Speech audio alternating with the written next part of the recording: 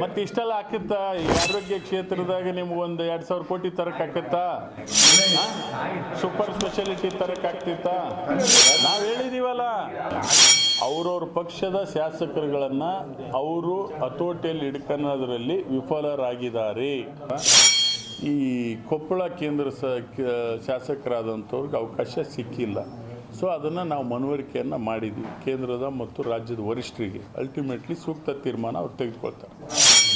ಮಾತಾಡಿದ್ದೀವಿ, ಹೇಳಿದರು 23ರಲ್ಲಿ ಅರ್ಧ ಅವಧಿ ನೀವು ಮಾಡ್ತೀನಂತ. ಸೊ ಮಾಡ್ತಾರಂತಕ್ಕಂಥ ವಿಶ್ವಾಸ ಇದೆ. ಅವರು ಮತ ಅವರಿಗೆ ಹಾಕ್ಸ್ಕೊಳ್ತಕ್ಕಂಥ ಶಕ್ತಿ ಅವ್ರಿಗಿಲ್ಲ. 22 ಲಕ್ಷ ವಿದ್ಯಾರ್ಥಿಗಳು ಬರೆದಿದ್ದಾರೆ. 10 ವಿದ್ಯಾರ್ಥಿಗಳು ಸುಸೈಡ್ ಮಾಡ್ಕೊಂಡಿದ್ದಾರೆ ಬೇರೆ ಬೇರೆ ರಾಜ್ಯದಲ್ಲಿ. ಒಬ್ಬ ಸೈನಿಕನ ಮಗಳದು ನೋಡಿದೆ ನಾನು, ಅಕ್ರಂದನ ಪಾಪ ಕುಟುಂಬ. ಒಂದು ಕೇಂದ್ರ ಸರ್ಕಾರ ಇಟ್ಕೊಂಡು ನೀಟ್ ಪರೀಕ್ಷೆ ಎಕ್ಸಾಮ್ ಲೀಕ್ ಆಕತ್ತೆ ಅಂತ ಹೇಳಿದರೆ ಇವರು ಗೌರ್ಮೆಂಟ್ ಸರ್ಕಾರ ನಡೆಸಕ್ಕೆ ಬಿಟ್ಟಿದ್ದಾರಾ? 22 ಲಕ್ಷ ವಿದ್ಯಾರ್ಥಿಗಳ ಭವಿಷ್ಯ ಏನು?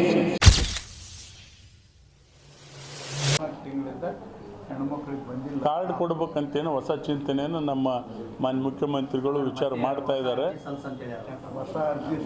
ಸ್ವಲ್ಪ ಡೂಪ್ಲಿಕೇಶನ್ ಆಗಿದೆ ಅಂತೇಳಿ ಮಾಡ್ತಾ ಇದ್ದಾರೆ. ಸೊ ನಿಲ್ಲಲ್ಲ, ನಿರಂತರವಾಗಿ ಮೊನ್ನೆ ಮಾಜಿ ಮುಖ್ಯಮಂತ್ರಿ ಸ್ಪಷ್ಟನೆ ಕೊಟ್ಟಿದ್ದಾರೆ.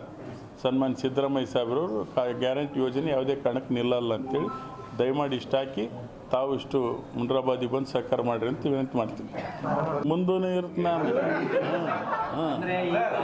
ಅಲ್ಲಲ್ಲ ಅದು ಡೌಟ್ ಕ್ಲಿಯರ್ ಮಾಡಿದೆ. ಮತ್ತೆ ಇಷ್ಟೆಲ್ಲ ಆಕತ್ತಾ ಈಗ ಆರೋಗ್ಯ ಕ್ಷೇತ್ರದಾಗ ನಿಮ್ಗೊಂದು 2,000 ಕೋಟಿ ತರಕ್ ಆಕತ್ತಾ? ಸೂಪರ್ ಸ್ಪೆಷಾಲಿಟಿ ತರಕ್ ಆಗ್ತಿತ್ತಾ? ಅದು ನೆನಸು ಅಷ್ಟೇ, ಆತ್ಮದಿಂದ ನೆನಸು. ಅದಕ್ಕೇನು ಮಾಡ್ಬೇಕು ಮಾಡು, ಮುಂದೆ ಹೇಳು.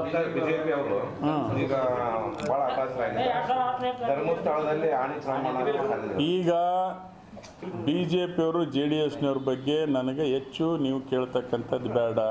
ನಿಮ್ಮ TV-ನಲ್ಲೇ ಪ್ರಸ್ತಾಪ ಮಾಡ್ತಾ ಇದ್ದೀರಿ. ನೀವು ಒಬ್ರಿಗೊಬ್ರು ಟ್ರಾನ್ಸ್ಫರ್ ಮಾಡಿಕೊಂಡು ಪ್ರಸಾರ ಮಾಡಿರಿ. ನಾವು ಹೇಳಿದ್ದೀವಲ್ಲ ನೋಡ್ರಿ, ನಾನೇನು ಹೇಳ್ತೀನಿ, ಅವ್ರವ್ರ ಪಕ್ಷದ ಶಾಸಕರುಗಳನ್ನು ಅವರು ಹತೋಟಿಯಲ್ಲಿ ಹಿಡ್ಕೊಳ್ಳೋದ್ರಲ್ಲಿ ವಿಫಲರಾಗಿದ್ದಾರೆ. ರಾಜ್ಯದ ಜನ ಮಾತನಾಡ್ತಾರೆ, ನಮ್ಮಲ್ಲಿ ಗ್ಯಾರಂಟಿ ಯೋಜನೆಗಳನ್ನು ಕೊಟ್ಟ ನಂತರ ರಾಜ್ಯದಲ್ಲಿ ಮತ್ತೆ 28ಕ್ಕೆ ಕಾಂಗ್ರೆಸ್ ಪಕ್ಷ ಆಡಳಿತಕ್ಕೆ ಬರಬೇಕು, ಕಟ್ಟ ಕಡೆ ಸಮಾಜಕ್ಕೆ ಸರ್ಕಾರದ ಕಾರ್ಯಕ್ರಮಗಳು ಮುಟ್ತವೆ ಅಂತಕ್ಕಂಥ ದೂರದೃಷ್ಟಿ ಸಾಮಾನ್ಯರಲ್ಲಿ ಬರ್ತಾ ಇದೆ. ಹಾಗಾಗಿ ಹೆಚ್ಚು ಗೆಲ್ತೀವಿ ಅಂತಕ್ಕಂಥ ಮಾತು ಹೇಳಿದ್ದೀವಿ. ಈಗೇನು ನೀವು ತೋರಿಸ್ತಾ ಇದ್ದೀರಿ BJPಯವ್ರದ್ದು ನೆಕ್ಸ್ಟ್ ಇದು BJPಯವ್ರದ್ದು ನೆಕ್ಸ್ಟ್ BLP ಧರ್ಮಸ್ಥಳದಾಗ ಮಾಡ್ತಾನಂತಂತಿದ್ರು ಯಾರ?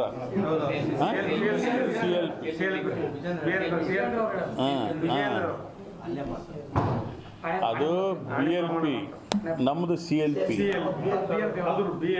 ಇದು ಕಾಂಗ್ರೆಸ್ ಪಾರ್ಟಿ CLP, ಅದು BLP.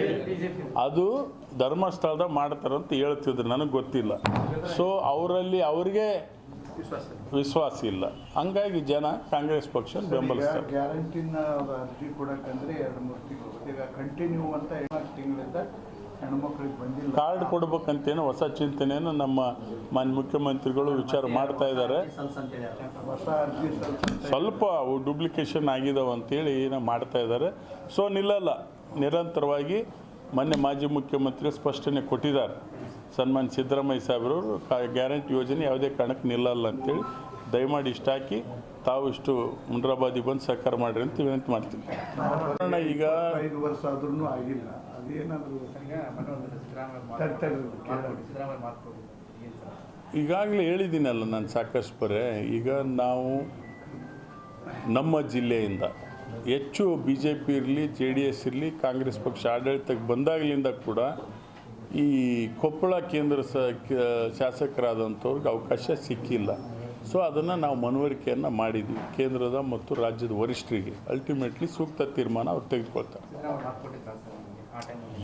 ಮಾತಾಡಿದ್ದೀವಿ, ಹೇಳಿದರು 23ರಲ್ಲಿ ಅರ್ಧ ಅವಧಿ ನೀವು ಮಾಡ್ತೀನಂತ. ಸೊ ಮಾಡ್ತಾರಂತಕ್ಕಂಥ ವಿಶ್ವಾಸ ಇದೆ.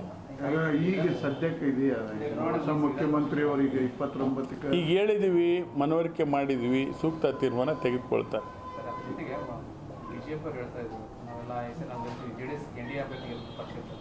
ಸ್ವತಃ BJP ಕ್ರಾಸ್ ವೋಟಿಂಗ್ ಮಾಡಿದ್ರು, JDS ಕ್ರಾಸ್ ವೋಟಿಂಗ್ ಏನು ಬೆಲೆ ಇರುತ್ತೆ? ಈಗ ಇದು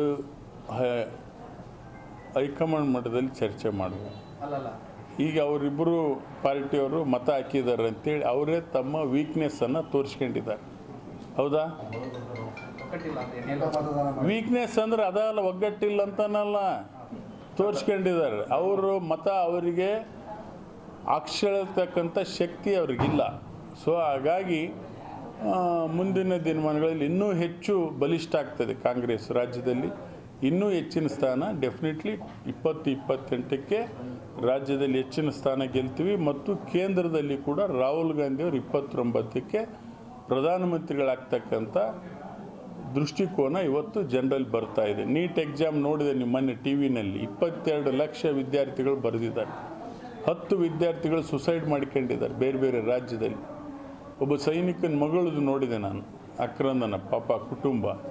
ಒಂದು ಕೇಂದ್ರ ಸರ್ಕಾರ ಇಟ್ಕೊಂಡು ನೀಟ್ ಪರೀಕ್ಷೆ ಎಕ್ಸಾಮ್ ಲೀಕ್ ಆಕತ್ತೆ ಅಂತ ಹೇಳಿದರೆ ಇವರು ಗೌರ್ಮೆಂಟ್ ಸರ್ಕಾರ ನಡೆಸಕ್ಕೆ ಬಿಟ್ಟಿದ್ದಾರಾ? 22 ಲಕ್ಷ ವಿದ್ಯಾರ್ಥಿಗಳ ಭವಿಷ್ಯ ಏನು? ಇದನ್ನೆಲ್ಲ ದೇಶದ ಜನ ನೋಡ್ತಾ ಇದ್ದಾರೆ.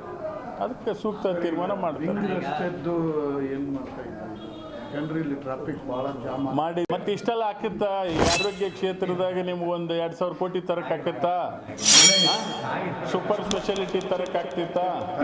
ನಾವು ಹೇಳಿದೀವಲ್ಲ, ಅವ್ರವ್ರ ಪಕ್ಷದ ಶಾಸಕರುಗಳನ್ನು ಅವರು ಹತೋಟಿಯಲ್ಲಿ ಹಿಡ್ಕೊಳ್ಳೋದ್ರಲ್ಲಿ ವಿಫಲರಾಗಿದ್ದಾರೆ.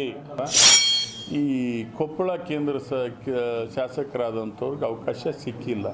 ಸೊ ಅದನ್ನು ನಾವು ಮನವರಿಕೆಯನ್ನು ಮಾಡಿದ್ವಿ ಕೇಂದ್ರದ ಮತ್ತು ರಾಜ್ಯದ ವರಿಷ್ಠರಿಗೆ. ಅಲ್ಟಿಮೇಟ್ಲಿ ಸೂಕ್ತ ತೀರ್ಮಾನ ಅವ್ರು ತೆಗೆದುಕೊಳ್ತಾರೆ. ಮಾತಾಡಿದ್ದೀವಿ, ಹೇಳಿದರು 23ರಲ್ಲಿ ಅರ್ಧ ಅವಧಿ ನೀವು ಮಾಡ್ತೀನಂತ. ಸೊ ಮಾಡ್ತಾರಂತಕ್ಕಂಥ ವಿಶ್ವಾಸ ಇದೆ. ಅವರು ಮತ ಅವರಿಗೆ ಹಾಕ್ಸ್ಕೊಳ್ತಕ್ಕಂಥ ಶಕ್ತಿ ಅವ್ರಿಗಿಲ್ಲ. 22 ಲಕ್ಷ ವಿದ್ಯಾರ್ಥಿಗಳು ಬರೆದಿದ್ದಾರೆ. 10 ವಿದ್ಯಾರ್ಥಿಗಳು ಸುಸೈಡ್ ಮಾಡಿಕೊಂಡಿದ್ದಾರೆ ಬೇರೆ ಬೇರೆ ರಾಜ್ಯದಲ್ಲಿ. ಒಬ್ಬ ಸೈನಿಕನ ಮಗಳದು ನೋಡಿದೆ ನಾನು, ಅಕ್ರಂದನ ಪಾಪ ಕುಟುಂಬ. ಒಂದು ಕೇಂದ್ರ ಸರ್ಕಾರ ಇಟ್ಕೊಂಡು ನೀಟ್ ಪರೀಕ್ಷೆ ಎಕ್ಸಾಮ್ ಲೀಕ್ ಆಕತ್ತೆ ಅಂತ ಹೇಳಿದರೆ ಇವರು ಗೌರ್ಮೆಂಟ್ ಸರ್ಕಾರ ನಡೆಸಕ್ಕೆ ಬಿಟ್ಟಿದ್ದಾರಾ? 22 ಲಕ್ಷ ವಿದ್ಯಾರ್ಥಿಗಳ ಭವಿಷ್ಯ ಏನು?